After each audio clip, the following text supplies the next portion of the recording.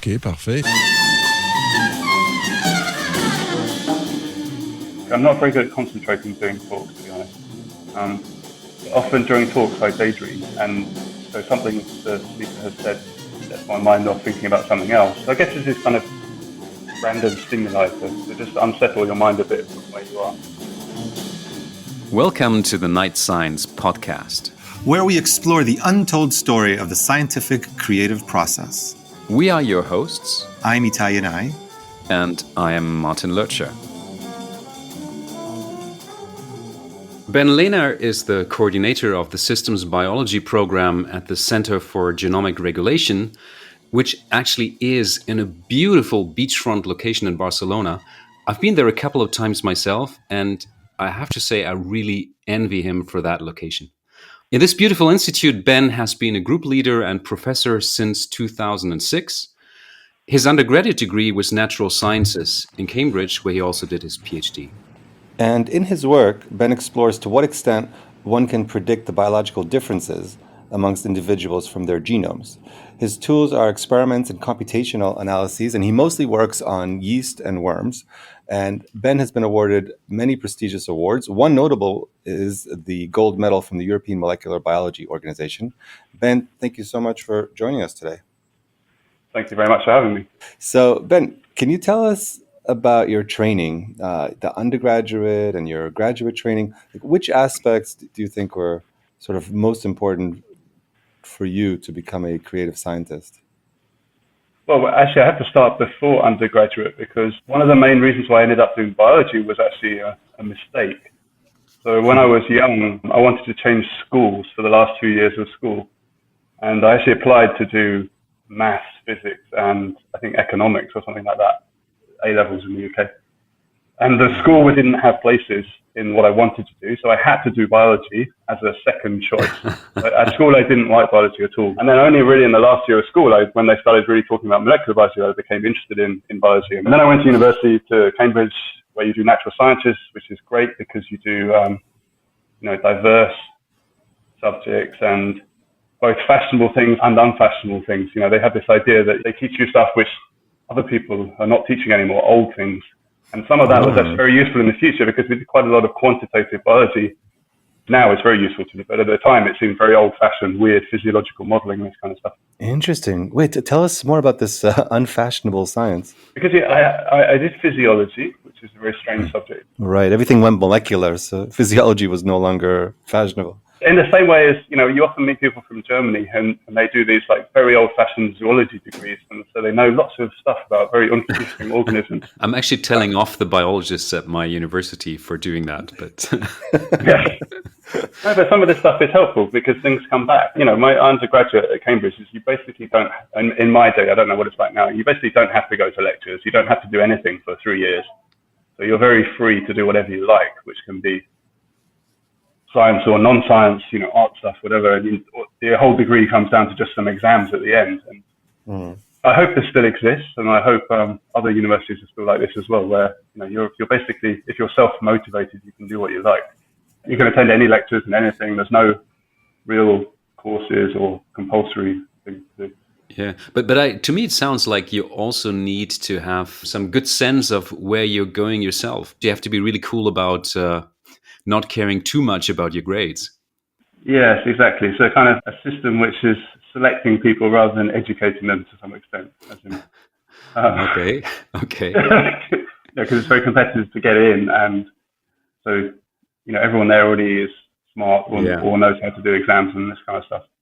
Yeah. But I think this idea of now people coming into my lab, they're much better trained than I was. They know how to do many things. They have lots of skills, but they perhaps have been a bit too looked after during their education. They've been shown how to do everything and not really given freedom and left just on their own to fail or succeed. So this is really interesting. We interviewed Sarah Teichmann in a previous episode, and she also did the natural sciences tripos in Cambridge.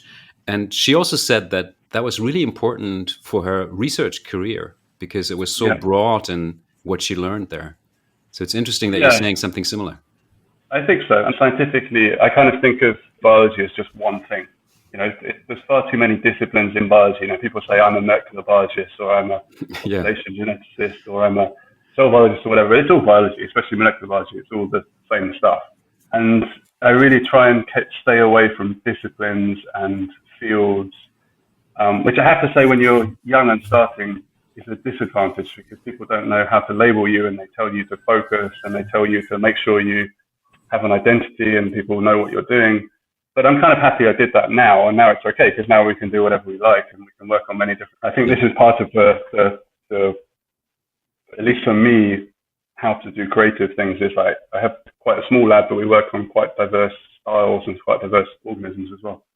That's interesting that you talk about the notion of identity. So if you have a postdoc in your lab, do you encourage them to sort of play along with this identity, but keep an open mind about what's interesting? The latter, so just to keep an open mind. I mean, I try to get people not to think that they have an identity.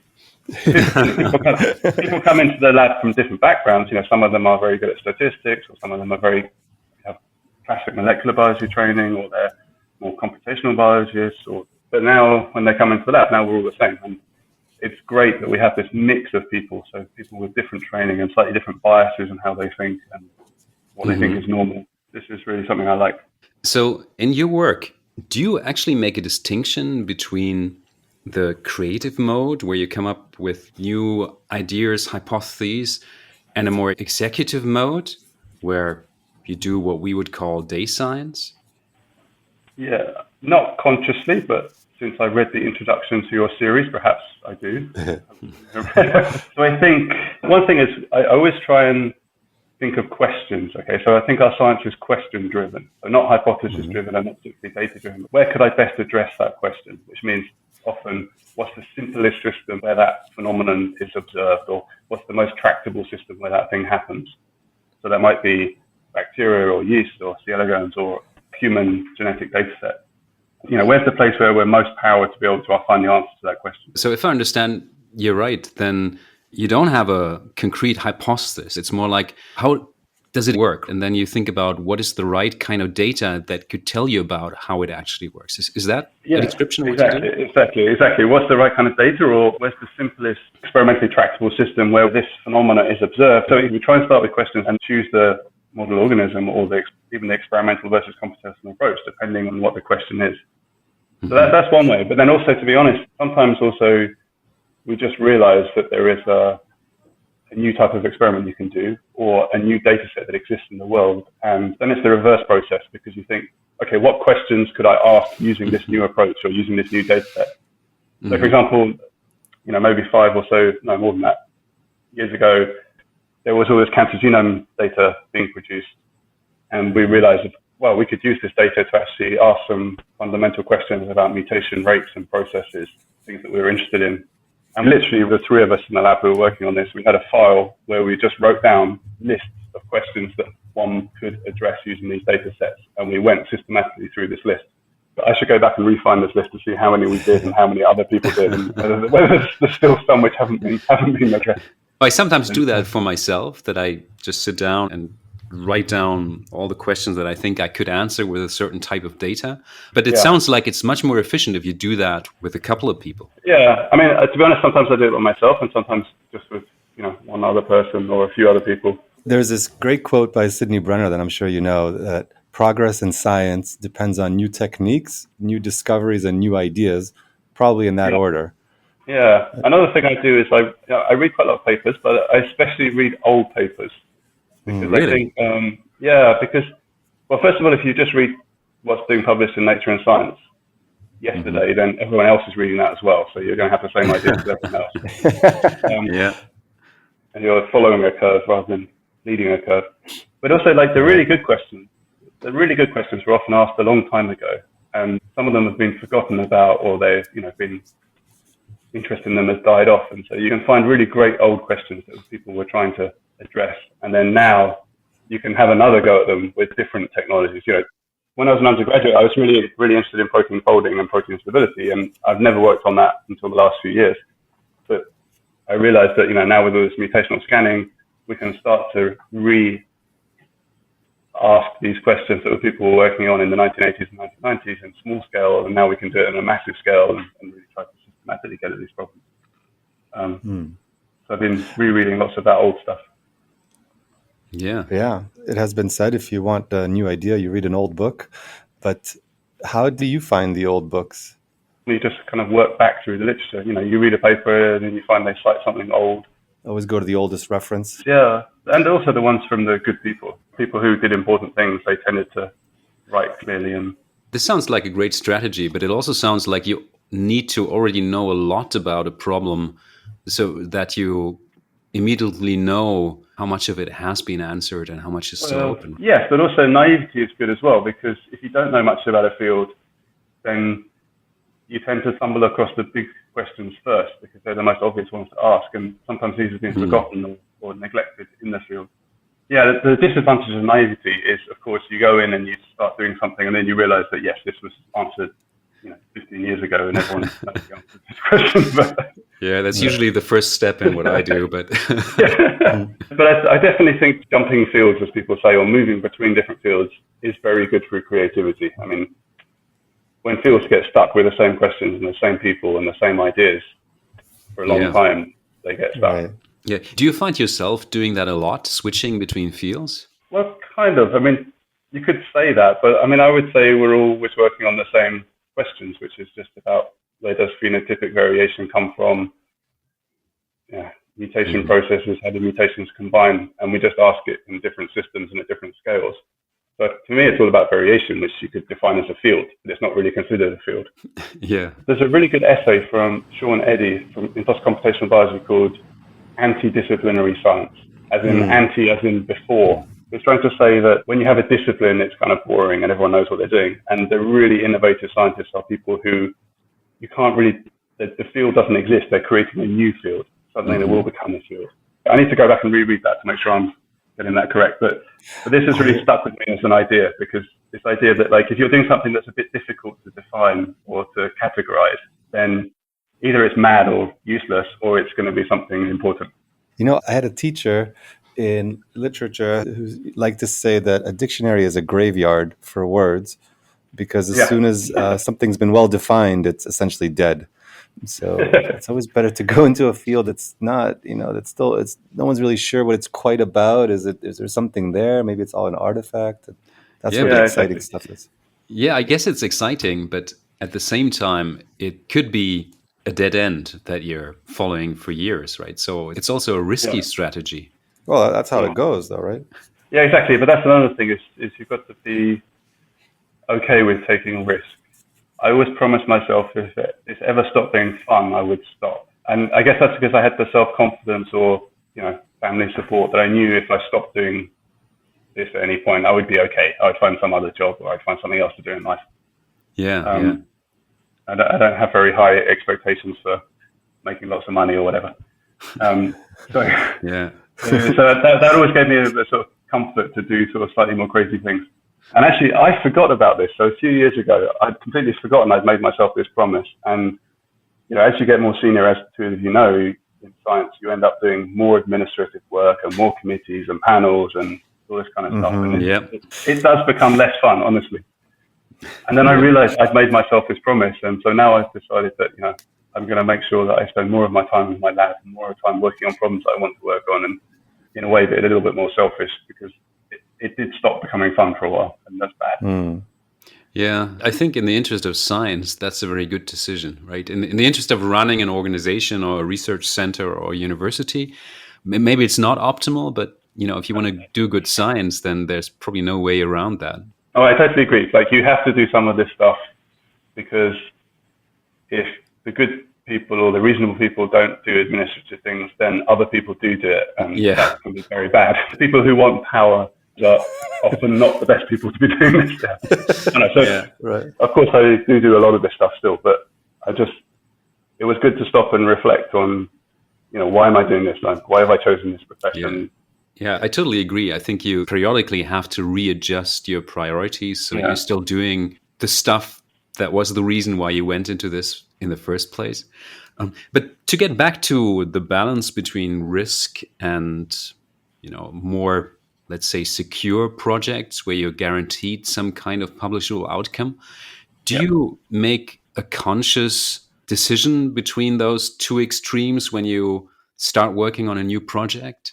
Yes, sometimes. So especially like as advice to new labs, I think it's very sensible that a new lab, goes after some big questions and do something important, that they also have a few kind of safe, secure projects that they do as well. Because you need to put yourself on a map, just from the careerism point of view, and also for individual people in labs. So one of the things that's very important to me is that like everybody in my lab does well. Okay, so my lab is quite small on the global scale, and it's really important to me that everybody does as well as they can. Okay, and so that means you can't really bet people on projects. Like it's not fair to make individuals go after very high risk projects only such that they win or they lose. So I think for individual people, they have to have some sort of security of like, if this really big thing doesn't work out, then at least we have this other project, this other data set, which is going to be useful for something. You can design projects so that there's a big question and a big goal, but if it doesn't work, you're still going to generate a useful data set or analyze a useful data set such that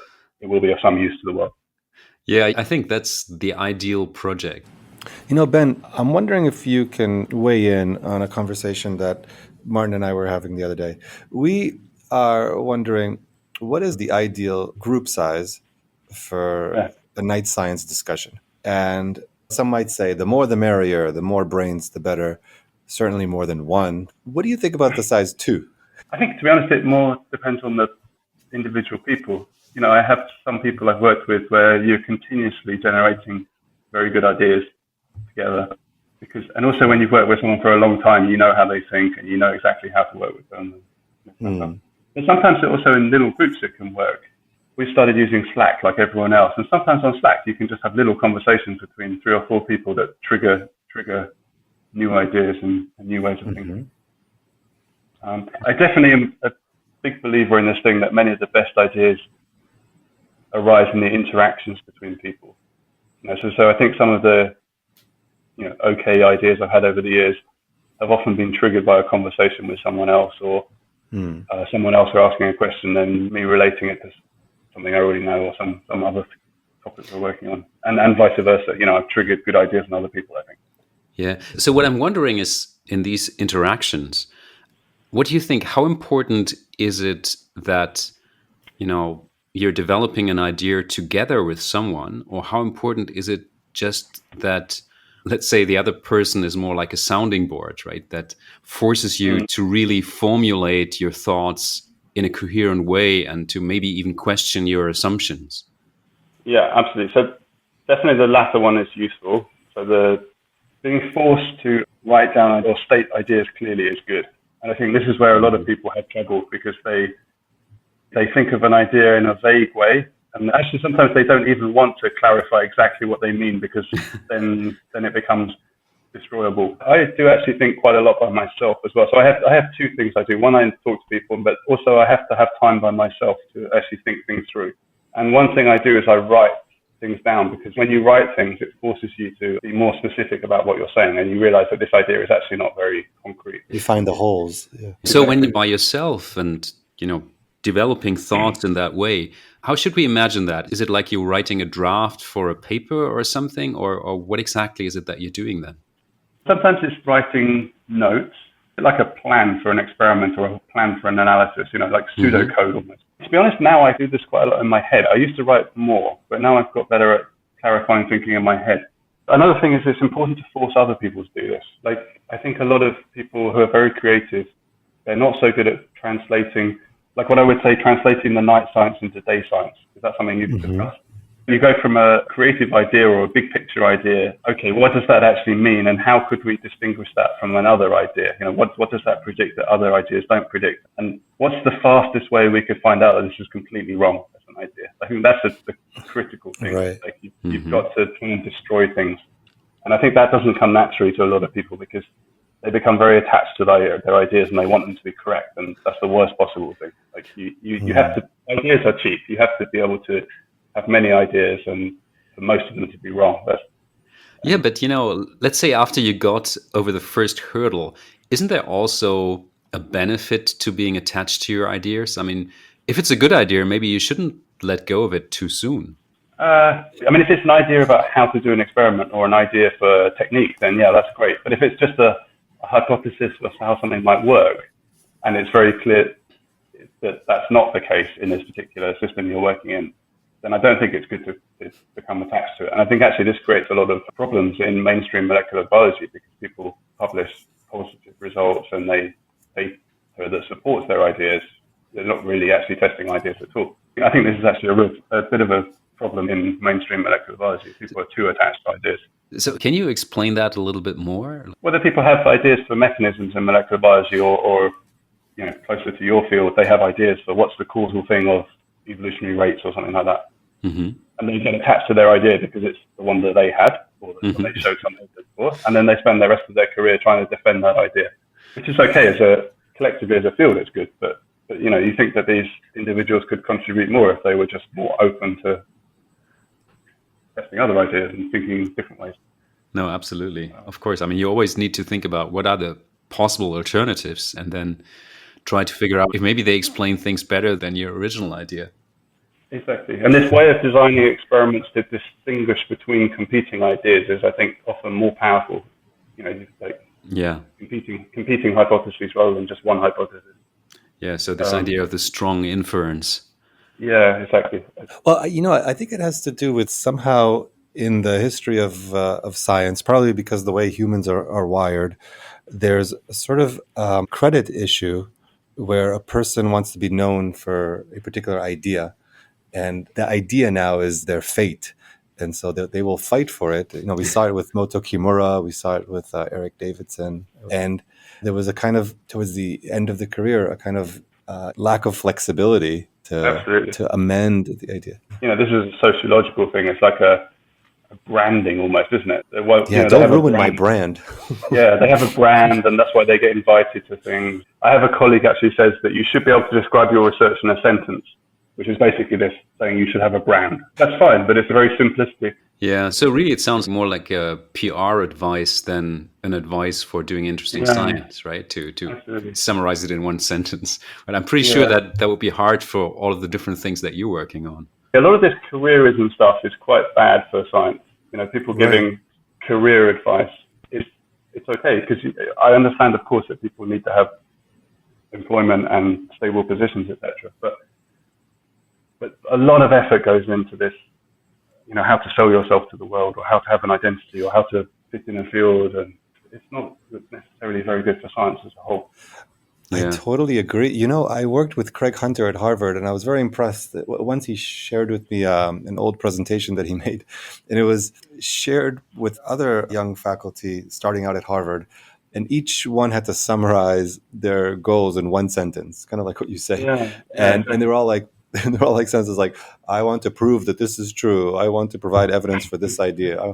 And he just wrote, I want to do good science. I thought that was so beautiful. That's awesome. That was so awesome. I think you have to help the younger people because it's very competitive and it's very difficult to get a job and it's very hard. This is sort of true, but honestly, looking at the people coming through my lab, the ones that are good and want to do it, they always find a way and they always get reasonably good positions and great positions and they carry on. There's a lot of nonsense we have to deal with. But I mean, just thinking back on my own career, that's all fair and good if you look at it retrospectively. But when you are a young scientist just starting out, then how do you know that you belong to these people that are going to make it? Because that's really just a minority in the end who's going to get tenure at some point. So I think it's just difficult to see that at that age. Well, I still don't have tenure. Oh, you don't?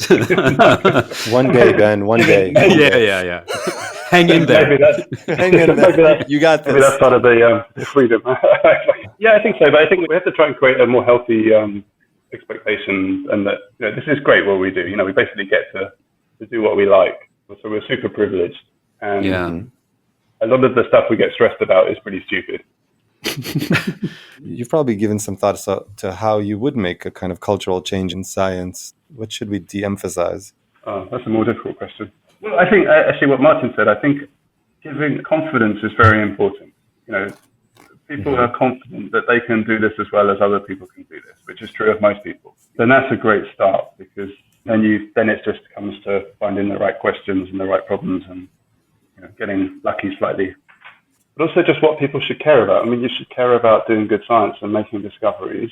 You shouldn't really care about publications or grants or this other stuff which helps, which makes it easier, but it's not the actual goal. And you certainly shouldn't care about all the careerism stuff of, like you have to do all the jumping through hoops stuff that you have to do now. It's like courses and committees. Yeah, but I think doing good science and doing interesting science, of course, that is what we all want to do. And I guess what all the young people that come into science want to do. But then it's not so easy to define what that actually means. I mean, of course, there's some general rules you need to follow in science. Things have to be reproducible and so on. But for example, I think Itai and I agree that a very important part of doing science is the communication of your results. If you have some great insights, but you're not able to communicate them, then they're going to be lost. So, an important aspect is that you learn how to tell stories and how to distinguish an interesting story from a not so interesting story when you start a project. So there's lots of layers of things that you need to learn beyond just, doing good science. So that's a very important point. So it's both recognizing what's important and what's not important or less important, and also being able to communicate clearly, which is also part of, clear communication is very similar to clear thinking. It's like if you can think clearly, then you can often communicate clearly. Yeah, exactly. So, there's many brilliant scientists who are just not good at explaining what they're thinking or what they're doing to other people, and this is a real disadvantage to them. Right, it's tragic. So, but how do you do it? How do you put together a paper in a way that you think will be most palatable to others? I mean, it's always with other people now, so that's good because then you're exchanging ideas and ways of presenting between people. I tend to think about stuff for a long time before writing it. I have a weird way of writing, as in I basically write papers in my head before I start. So you kind of get the structure and the story and the narrative worked out in your head or on paper sketches before I actually write any actual words. And then that bit for me is very fast. And do you think about figures? Is it figures or it's more in text in your head? It's more like structure. So that could be figures or text. So, what do we want to do? What's the argument we're making, or what's the thing we're trying to show? And it's also working out exactly what are we showing and what is the important aspect of it that we need to emphasize to communicate. What's actually new here? What's unexpected? What's different? And then not trying to say too many things at once. Often postdocs, they want to present everything they have done and thought and said, and then you end up with this big mess of ideas. And then your job is to move all of that into the supplementary materials? Yeah, that's what my friend calls the chainsaw. So you have to come in and remove everything. Just get it down to the essence. Simplicity is a good guiding thing for science and for writing papers. If you just get down to the essence of what something is about, that's what I try and get to. And of course, you have to be correct as well. I mean, often we have done tons of things to make sure that what we're saying, we think what we're saying is correct. That never ends up in papers or anywhere. And there's a huge amount of behind the scenes checking and reassuring ourselves that just never sees the world. So you do experiments, you also do computational work. Is there like a conversation between these two different modes of approaching a problem? Does the computational work build on the experiments and that tells you how to do new experiments and so on? Is it like a cycle of things? Yeah, sort of, but less of a cycle than perhaps is portrayed to the world. So, I mean, first of all, we've had many projects over the years that have been only computation, so not using any data that we generate in the lab, but just reanalyzing, as both of you do as well, reanalyzing other data sets. Computational stuff is great because you can very quickly check whether your idea is plausible or not. It's very easy to kill hypotheses with analyses of existing data sets. It's not so easy to support them, but it's difficult. So when I started my lab, I did both. I did computational experimental, and I always say I did both of them quite badly. So, okay. But I did both. And then when I started my lab, I had mostly people in the lab who did mostly one or mostly the other. So they were mostly computational or they were mostly experimental. And now what I've seen has changed is there's many people in the lab who do both, and they do both well.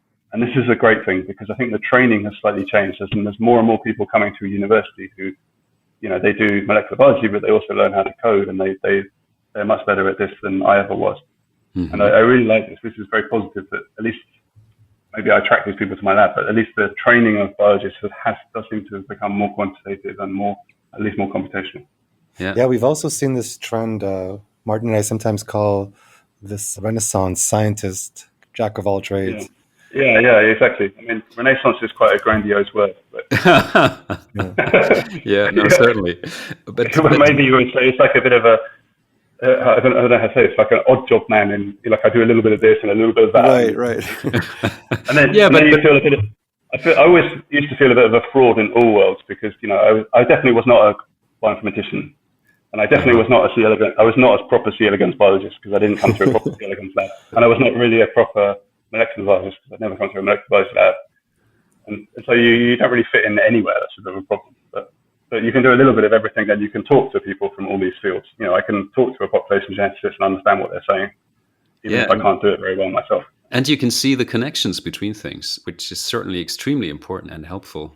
But I think we still prefer the term Renaissance people. I think it just sounds it just sounds cool. It just sounds cool. Ben, you say you don't feel like you fit in the C. elegans community. You don't fit in this community. It reminds me of Jhumpa Lahiri. She's a writer, and she's an immigrant to the U.S. So they asked her, "Where do you feel at home, in India or in the U.S.?" And she said the only place she feels at home is an airport, because there no one is at home. I have to say, I do not miss airports. One advantage of the last year has been the lack of airports. I don't know. I mean, I feel at home in my lab and institute and stuff because it's very international and people from all sorts of different backgrounds. We're a mixture of mechanistic molecular biologists and then very genomics people and then systems biology, mathematical people, all kind of mixed together. And it's very important for me that the institute stays with this Renaissance mix, as you would say. In many institutes in the world, I would be the odd person out. Like in a mainstream molecular biology place, I would be weird. In a genomics center, I would be weird. Yeah. So I think it's really interesting that you emphasized that when you started out, you had this combination of skill sets of computational and experimental, even if you felt you weren't really an expert in either of them. But to me, it's really interesting because some of my friends who did computational biology together with me many years ago, some of them actually became very successful experimentalists, Itai being one of them. So I think there really is an advantage of being able to combine the kind of thinking that you have if you do computational work and the ability to actually test things in the lab. Yeah, absolutely. And I like to measure things properly. And I also like to do systematic, which maybe comes from the genomics computation stuff. As in, if you're going to measure something, you might as well do it for everything. And then your background model is correct. I think a lot of molecular biology, the problem is that the null models are badly defined or not measured. It's like people do an experiment and they compare the effects of one disease mutation to one control mutation and then make a big conclusion about what the disease mechanism is. And that's such a dangerous thing to do because unless you've done the experiment, you have no idea what the typical mutation does in your favorite protein. It's very dangerous. Biology is very high dimensional and it's very dangerous to make one change and see what happens. It also can go on forever. I mean, one of the problems of molecular biology is like a colleague once said, it's like, when is it going to be finished? How do we know when we finished? Like, is this going to go on forever? Like, there's all sorts of amazing biology out there, and these signal transduction pathways, they are important in lots of different cell types and in lots of different organisms, and we can go on describing that forever, but it's not really fundamental principle stuff. And the actual fundamentals of molecular biology are quite conserved across everything, and these are the problems that we should perhaps be working on more. Yeah. And when you are thinking about these fundamental principles and when you're collecting these data sets that are measuring everything, as you say, do you ever have this experience where you sort of reach a contradiction, you reach something that shouldn't be there, and then you have to make a decision? Yeah, exactly. That's the painful bit. I can think back on several projects in the lab which were very painful because we were trying to do one thing, it wasn't working, and then we got data that was confusing and we couldn't understand it. And, the postdoc and I probably screamed at each other a few times. And oh dear. And this can be, in a constructive way. Yeah, of course. It's part of the scientific method. If at least one person is ever listening to this, they'll know who I'm talking about. And that can be really painful and really hard. It's really this unknown, and you cannot find the answer and you can't work it out. And then suddenly you do some analysis or you have some idea and it clarifies it, and suddenly you see the answer. And I mean, and that is great. It's just that sometimes that takes a long time and it's a very hard thing to do. And also this other thing of like, you start trying to do something to ask one question and then you end up realizing that this experimental data set is much better for answering this other question that you hadn't even thought of when you started. Right. Like, this I have seen many times. You have to be willing to see opportunities as they arise. Yeah, I'm sure you've had this from looking at data sets. Suddenly you realize this data set is perfect for asking this other question. Would you say that it's typical for those projects that you find contributed most to science, that you had such a sudden turn of the direction? Yeah, I'm not sure I've done any projects which have contributed significantly to science. Some of my favorite things that come from the lab, let's put it that way, they have been sort of chance questions or chance discoveries. One funny example, so we started doing mutational scanning on proteins because I want to understand how mutations interact in proteins. And the original postdoc doing the original experiment made a mistake in the design of a vector, okay, which meant that the protein was being expressed at really low levels. And this was a genuine error. Okay? So we had done the experiment and measured the data. And then we went back and we corrected everything and redid the experiment at the high expression level. Okay, and then we had a data set where we mutation scanned the transcription factor at high expression and low expression. And then we realized, okay, well, now we can ask the question of like, how do mutational effects change as the expression changes, and how do the genetic interactions change as the expression changes? That's and then awesome. we saw all this weird stuff in this data set, which we couldn't explain for a long time.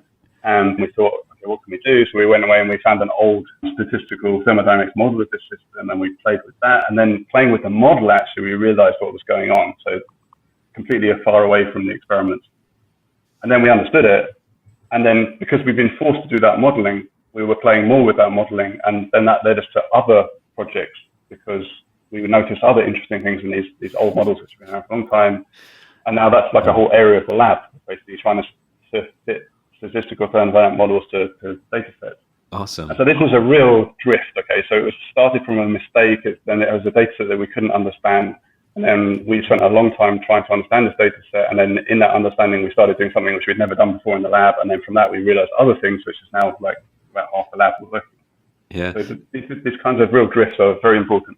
I'm wondering, is it more like a continuous drift, or what it sounded more like, is it like that at some point during the project, you're standing in front of the rubble of what looks like a collapsed project, and only then after some pain, you realize that there is actually a very interesting way out? Yes, definitely. Or you just step back and realize that, okay, there's something else we can ask of this using this data set. Another one where a long time ago, we were trying to image developing C. elegans embryos to track the individual nuclei, because I had this vague idea that we should use this as quantitative phenotyping. And we were just comparing our data set of wild type worms to a published data set, and it looked different, and we're trying to work out what's different about this.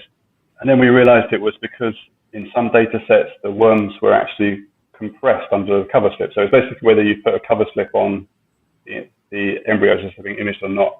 And we realized that there were then all these differences in how the development was happening, depending on whether the eggs were squashed or not. And so then we realized that, okay, well, this is not something we wanted to study at all, but this is an interesting question. It's like, how on earth can you squash an egg and yet development still happens fine? And this weird organism, my cells have to be in exactly the right place. Like, how does that happen? How does it readjust if you squash the egg? And then with another postdoc, we worked on that for a while and kind of worked out a bit of how that works, and he's still working on that in his own lab. But it's having this sort of open mind to all of biology, and also I'm lucky because I have the freedom of some core funding and successful grants. I have freedom to be able to work on different things and follow instinct a bit.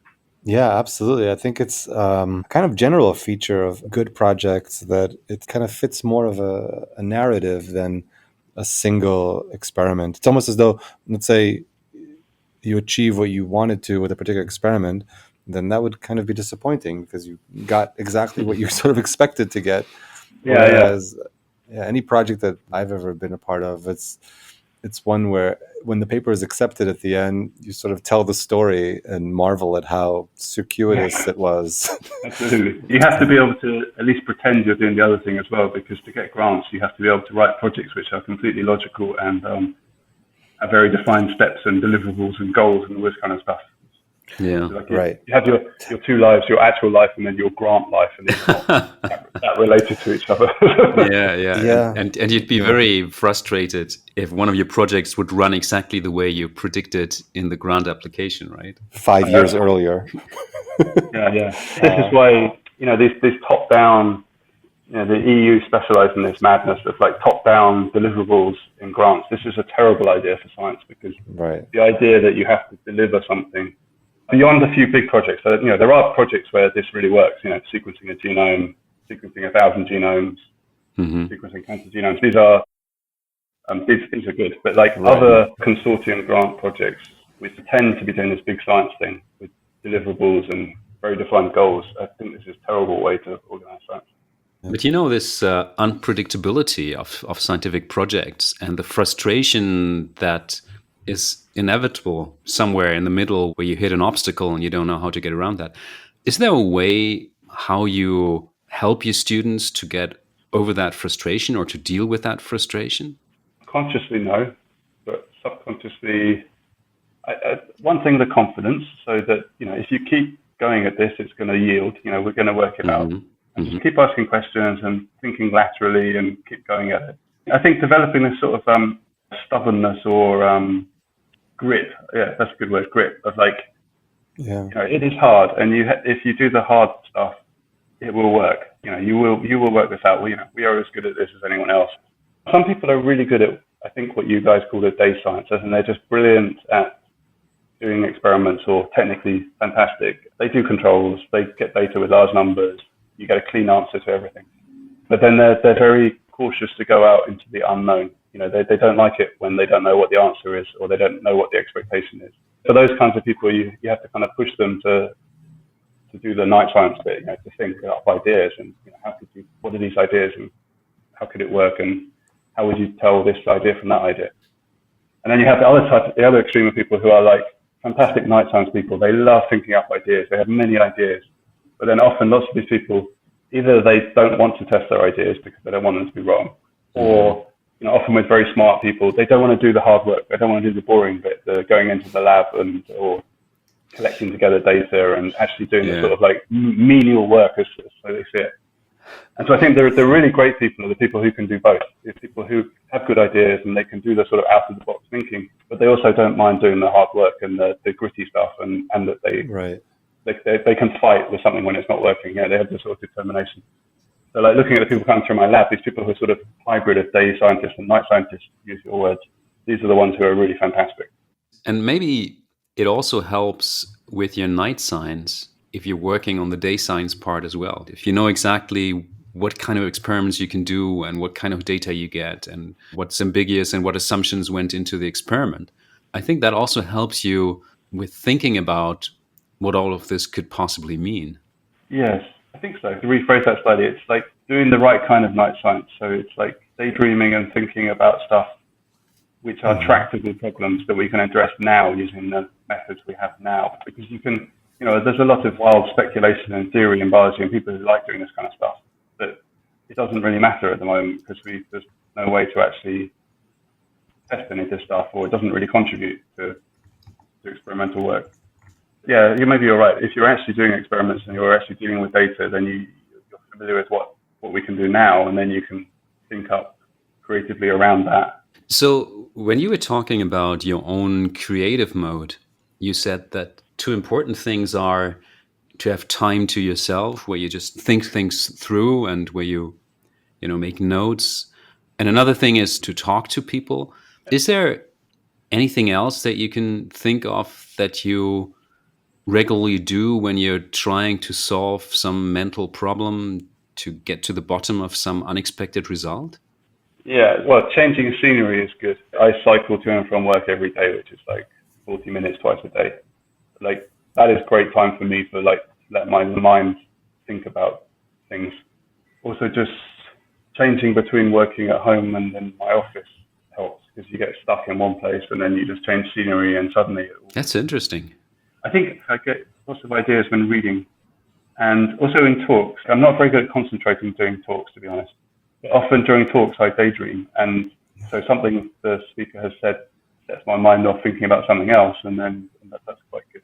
So I guess this is kind of random stimuli to just unsettle your mind a bit from where you are.